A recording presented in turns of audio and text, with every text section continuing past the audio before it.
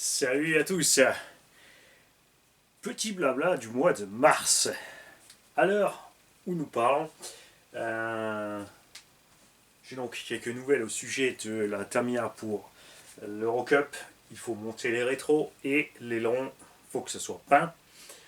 Le reste, on est bon. Donc on va faire ça, même si l'aileron à cette vitesse-là ne sert absolument à rien, pour des raisons esthétiques. Donc on va le faire, évidemment. Va arriver le démontage complet de ce Summit et l'équipement pour le propriétaire avec des roulements assez racing céramique, boîtier de diff alu, couronne et pignon d'attaque spirale, cardans centraux option acier, sur les roues on laisse les arbres d'origine, direction alu avec un seul servo 50 kg et visserie inox à tous les étages grâce évidemment à Bricovis. Crawler, il a pris un arbre. Ah, l'arbre était en sens inverse. Ah, fautif à 100% dans la vidéo.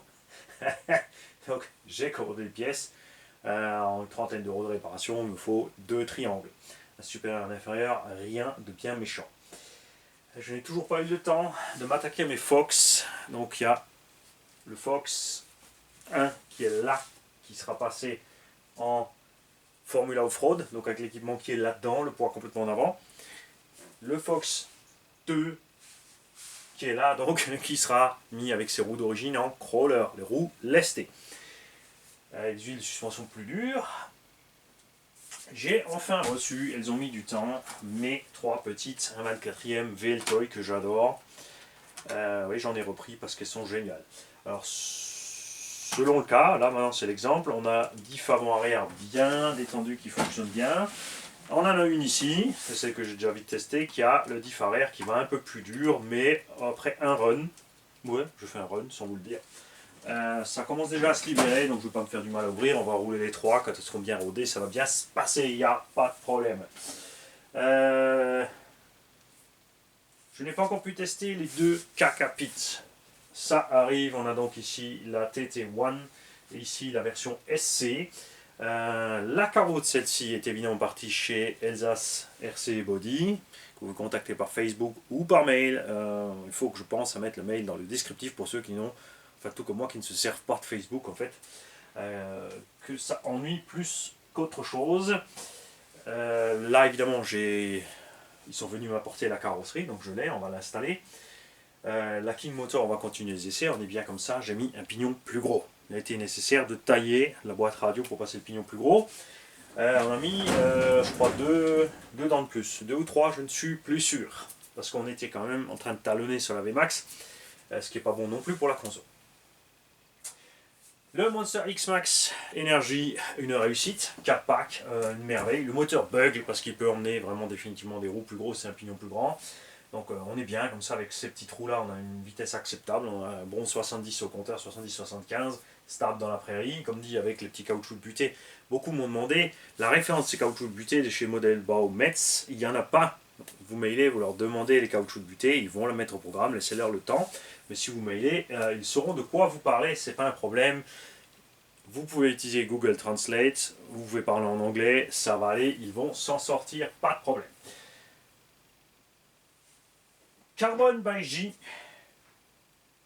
m'a préparé la platine lipo pour la BMT 016 qui a donc juste un triangle de BMT 011 ici à l'avant gauche. On va commander une paire de triangles. Il n'y a pas d'urgence parce qu'on va pouvoir rouler comme ça tout le temps que l'équipe. On mettra donc un brushless et ce que j'hésite c'est d'utiliser le frein Mecha ici pour diminuer l'effort sur les courroies. De l'autre côté, le frein Mecha freine l'arbre principal, donc on a le même effort finalement là que si je bloque mon moteur. Je vais donc virer le frein, ça me laissera plus de place pour mon moteur. Je pense partir sur un combo 4S avec le mode turbo, ou peut-être un 6 mais en bas KV, 1800 kV avec le mode turbo quand même. La courroie est plus conséquente que sur la 011 que j'avais, ou 080 pardon que j'avais. là-bas, selon le cas, on avait problème de freinage, on a dû réduire le freinage à peu près à 32% pour ne pas faire sauter la courroie. Là, elle est plus large, ça devrait aller. Si ça ne va pas, on rajoutera un tendeur en dessous ici pour éviter ça. Jérôme m'a prévu ça. Alors, une idée très simple qu'il a eu, regardez, j'aime beaucoup. Tout simplement 2 biellettes, une cale en alu, et résultat, tu peux passer ta sangle lipo là et serrer. Évidemment, tu restes par-dessus la lipo, hein. Tu passes pas en dessous, sinon on va se flotter dedans, il va rien se passer. Elle est embutée devant derrière, on peut serrer là. Je peux monter ça évidemment ici pour serrer en longueur si je veux. Donc quand tu as des hard cases, c'est pas encore, quand tu as des soft cases, fais gaffe, évidemment, il faut mettre des mousses quand tu fais ce genre de choses. Donc on verra ce qu'on fait, parce qu'on s'était posé la question sur les shorties, mais finalement, ouais c'est trop restreint là-dedans. De toute façon, la carreau, on va mettre la carreau de GT large dès qu'elle va revenir de chez Elsa CRC Body, qui l'ont pour le moulage. Donc on a large la place pour mettre les lipos là-dedans. On dit, au départ, j'aimerais un 4S vraiment pour être vraiment le plus léger possible. De l'autre côté, après avec le 6S et petit KV, on aura plus d'endurance. Je fais pas de compétition, donc c'est vraiment full plaisir. Je n'ai pas encore pu à l'heure actuelle non plus essayer le Axial Rift qu'on a pour l'instant. Niveau des réglages de suspension, on a débridé au max pour qu'il soit le plus bas possible. Et on va changer les huiles de diff. On va d'abord faire un essai, je pense, comme ça. Même si je suis persuadé que là, il grimpera rien du tout. Enfin, il n'arrivera pas à passer une pente. C'est un engin pour faire des montées impossibles en fait dans la rocaille et la forêt. Ça va être un problème, je pense, avec ces réglages-là sortis de la boîte. Était censé arriver avec de l'huile beaucoup plus dure dans les diffs, ce qui n'est pas le cas. Bon, pas très grave, ça me permettra de faire l'accès méca. Big Mama et Elsa CRC Bug là-haut. Merveille. 35 par 13 sur le pignon. Je suis super méga content.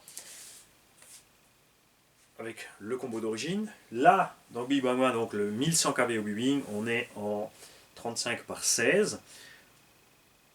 Puissance, franchement, j'ai l'impression de retrouver mon Savage Flux ou mon Sen GSTE d'il y a 15 ans en 6S. Enfin, pas encore aussi brutal que ces engins en 6, mais tu es vraiment à l'aise avec. Backflip, front flip, double backflip. On a rentré un double backflip. Ouais. Ça va le faire. Tombola du Radix va arriver bientôt. Ça va tomber, vous en faites pas les mecs, je vous ai pas oublié. Les véhicules qu'on a préparés pour tester sur le circuit vont arriver, les vidéos sur le circuit. Et ensuite on fera les tombolas. Donc il y en a plein qui sont déjà inquiétés. Comment participer? Si j'en parle pas dans la vidéo, c'est que c'est pas le bon moment encore. Quand je fais les tombolas, il y a une vidéo qui s'appelle Inscription Tombola ou jeu gratuit ou etc. Dans cette vidéo seront expliquées les règles du jeu, la façon de participer à la tombola et l'adresse mail du garage toujours pour envoyer tout ça.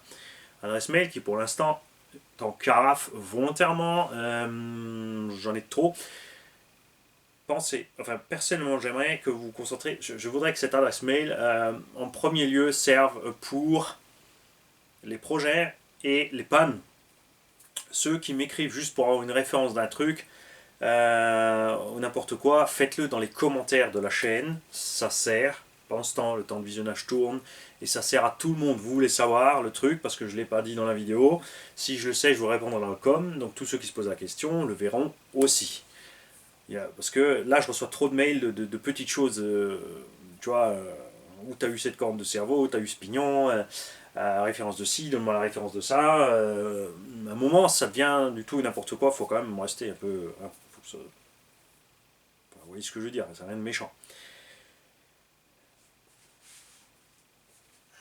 J'ai un petit unbox à vous faire après.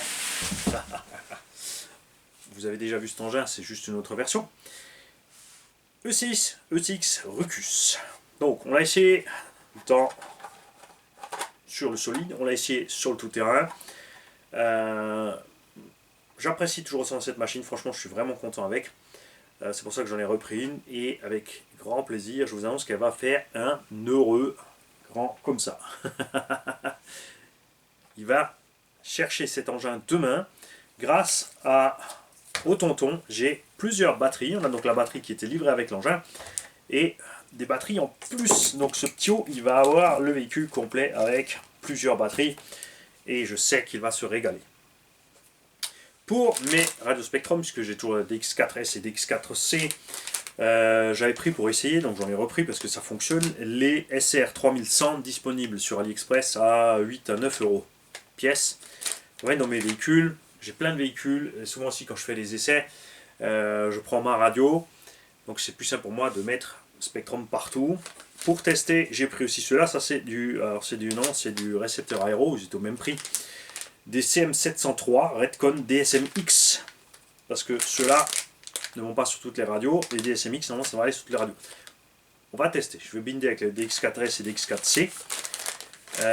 Ma DX4C je sais qu'elle peut tout, la DX4S ne peut pas tout.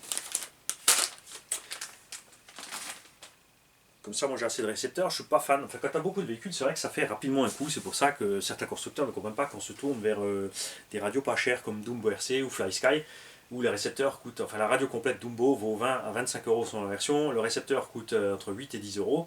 FlySky aussi. Et quand tu as ensuite des récepteurs Spectrum à 35, 40, 50, 70 euros, ça ne va à 70, 80 euros, etc., ça devient de la folie.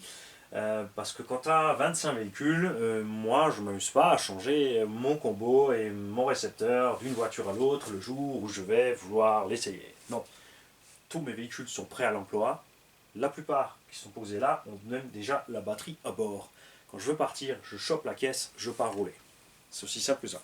Donc, imagine si tu as 25 véhicules avec ne serait-ce que 30 euros. Enfin déjà avec 10 euros, ça te fait 250 euros de récepteur. Si tu passes à 70-80 euros le récepteur, aïe, aïe, aïe, aïe. Ça fait mal, ça fait une 1/5 complète. Batterie Hobbit Center 50C, 9000 high voltage testé dans le véhicule où ils vont aller, chez Tonton Dutil, le Monster Energy X-Max 8S.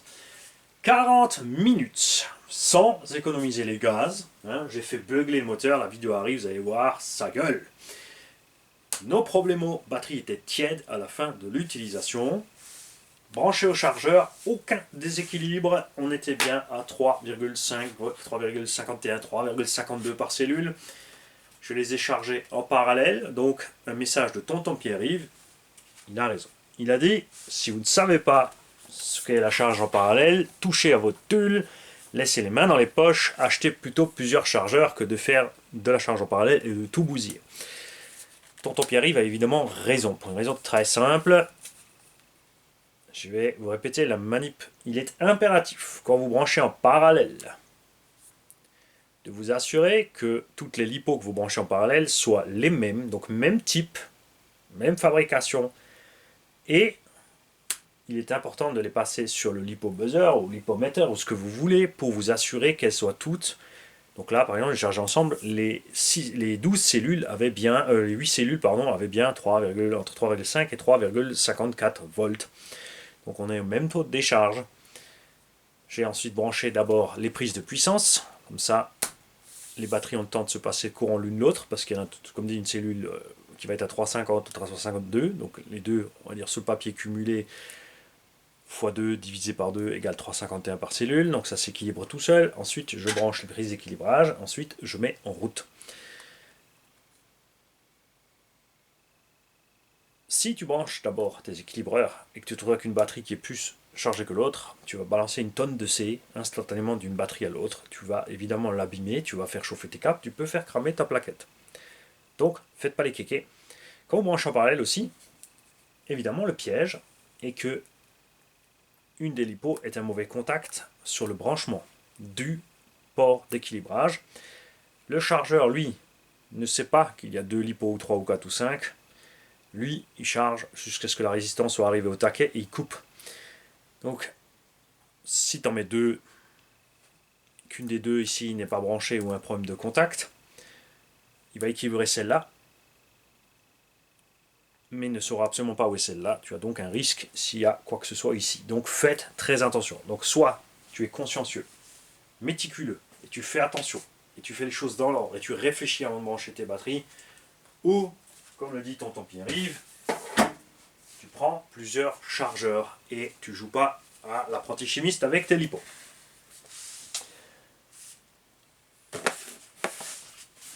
message aussi de la part de Little Car Addict Alex Fortin, qui nous a envoyé quelques petits stickers, parce que il me dit, voilà, je t'envoie quelques petites nouveautés pour Traxxas X Max et Max, grâce à toi, ou à cause de toi, j'ai craqué la carte bleue aussi. Pour un Max, j'ai pu sortir les planches vitres, phares et calandres, le reste c'est du délire et du fun. On a donc disponible chez Little Car Addict, hop là,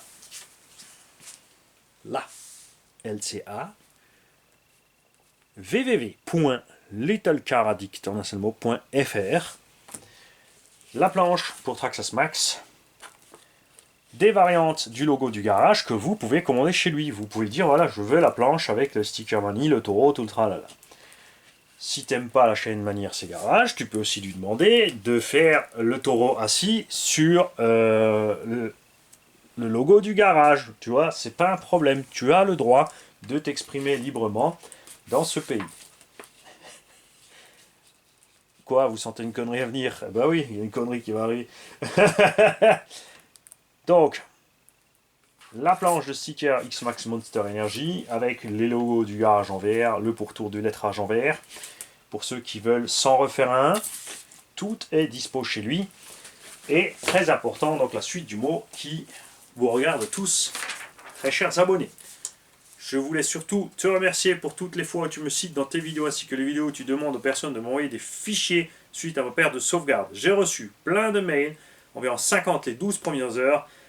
Je n'aurai pas le temps de tout refaire, mais je te remercie et je remercie ces personnes encore une fois. Donc merci à vous d'avoir participé et ça compte toujours. Si vous avez un véhicule neuf, vous avez acheté une carrosserie, vous avez une planche de sticker, pensez-y. Si vous pouvez le faire, vous la scannez ou vous la photographiez. Très important de mettre un carré de 1 cm par 1 en noir dans un coin pour que le logiciel puisse extrapoler les tailles. En fait, s'il sait que ce carré fait 1 cm sur 1 et que la photo est tout petit peu de travers, l'appareil va prendre 1,1 sur 0,9. Il saura donc que c'est un peu de travers. Il va tout pouvoir extrapoler. Évidemment, si c'est à plat, c'est toujours mieux. Le scan reste la façon la plus sûre, c'est sûr. C'est sûr, c'est sûr, c'est sûr. Et vous lui envoyez ça par mail afin qu'il ait le support pour, par exemple, si tu veux refaire ta carreau plus tard, tu as flingué tes stickers, tu as envie de changer de style, tu veux faire autre chose, il peut les refaire, il peut aussi te les personnaliser, la bande pare soleil avec ton nom dedans, le nom des pilotes, ce que tu veux, pensez-y, ils peuvent tout faire.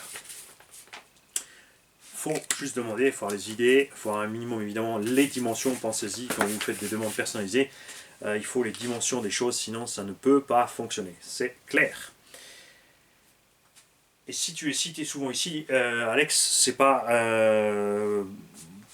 parce que je suis content. Tout simplement, la plupart des réalisations du garage sont faites avec des peintures simples, parce que moi je bâche mes véhicules, donc c'est dommage de faire des peintures trop poussées, et ensuite d'aller les massacrer. Je préfère donc faire des peintures basiques et ensuite avoir des stickers que je peux changer à gogo en cas de besoin. Tout comme par exemple là-bas sur le UT4, on a souvent fait vert, on a différentes planches de déco à coller dessus, on est content. Parce que tu vois, quand tu fais des carrosseries chez Tony RC ou EMI Design ou LB Painting, des carreaux plus poussés comme ça où tu n'as pas besoin de stickers, il n'y a rien besoin de rajouter, ça fait mal un petit peu quand même, c'est vrai, d'aller les foutre en l'air dans tout terrain ou faire du stockard avec. Après, il y en a plein qui me perdent des carreaux d'étagère. Moi, je suis pas trop fan de. Je rentre pas en général à la maison et ensuite je change ma carreau. La carreau avec laquelle je roule est sur la caisse jusqu'à ce qu'elle soit morte. Après, on la change. Action modélisme. On en a déjà déballé des roues K-Capit. Et je vous avais dit, je vais choper aussi la version piste. Parce qu'elles sont grandes en diamètre. Attention, c'est prévu pour buggy, pas pour GT. Ce qui explique le grand diamètre pour correspondre aux roues de buggy. Mais c'est qui fera merveille, évidemment, sur la King Motor, sur le SC8, sur le DB8, quand ils auront leur carrosserie incassable de Subaru Impreza ou de Ford Fiesta incassable de chez Elsa CRC Body. Les roues chez K-Capit ne sont pas collées. Chez Action Modélisme, tu peux les avoir livrées et collées. Il suffit de demander gentiment. Ça fera un plaisir de vous les coller, de les emballer et de vous les livrer pour un tarif imbattable. Tout simplement. Parce que sur AliExpress, tu comptes entre 33 et 38 euros le jeu de roues Kakapit non collé. Et Action Modélisme les vend 29,90 non collé. Et bon, tu as les frais de port évidemment en colissimo, mais quand tu demandes le collage, ils peuvent te faire le package avec le collage. Et tu verras que le prix est tout simplement top. Concernant la gomme pour le pneu piste, autant sur le pneu tout terrain c'est super, ça me correspond à ce que j'attends. Ce qu'il y a, c'est qu'ils ont utilisé la même gomme pour le pneu piste. On est hyper méga tendre. Donc il faudra voir ce que ça donne en ballonnage. Si ça ballonne, on va le bouffer au centre. La gomme étant très tendre, la durée de vie sera peut-être restreinte. Donc un pneu, maintenant là en statique, selon la sensation, idéale sous l'eau et sur une piste dégueulasse. Donc vraiment rallye game, hein, sable, terre, caillasse, trous dans le goudron, etc. Là, ça devrait faire le travail. Mais on n'est pas encore sûr. Hein. Je vais donc les coller. Parce que je ne les ai pas pris collés pour la simple raison que je fais des tests de colle. Donc ça m'arrange qu'ils ne soient pas collés. Comme ça, on va voir ce qui se passe avec les différentes colles. Tout simplement. Et là, j'ai encore un petit quelque chose. Mais ça va venir dans une vidéo à part. Je vais juste vous le montrer rapidement. Ça s'appelle un teaser. Attention. 16S. Non, t'as rien vu. Allez, file.